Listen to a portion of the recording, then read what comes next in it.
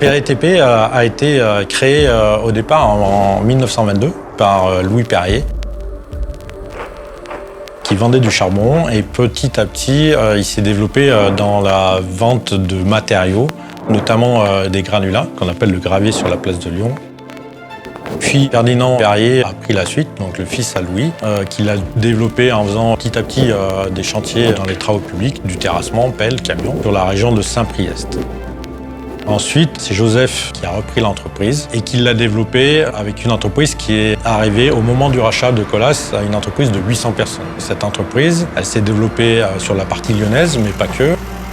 Comme il voyait qu'il fallait se développer sur d'autres activités, il a décidé de faire des enrobés. C'est devenu une entreprise incontournable sur la région lyonnaise.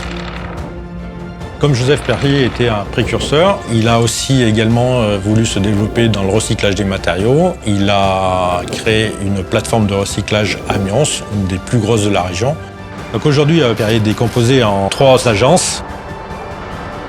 Une agence dans l'Ain, qui est plutôt spécialisée dans une agence typique de Colas, qui réalise des travaux de voirie, des réseaux, de l'assainissement, de la pose de bordure, des enrobés.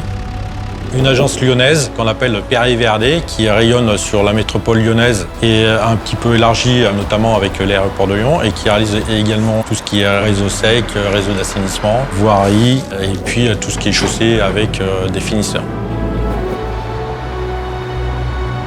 Et enfin, il y a l'agence Terrassement, qui rayonne, lui, plutôt sur le territoire, ce qu'on appelle le territoire sud-est. Donc en gros, c'est le quart sud-est de la France. Et qui a des activités qui sont liées au terrassement à proprement dit. Donc ça peut être des élargissements de routes, d'autoroutes, des centres d'enfouissement technique pour des déchets, par exemple, de la dépollution, des terrassements urbains pour les promoteurs immobiliers ou pour des parkings souterrains.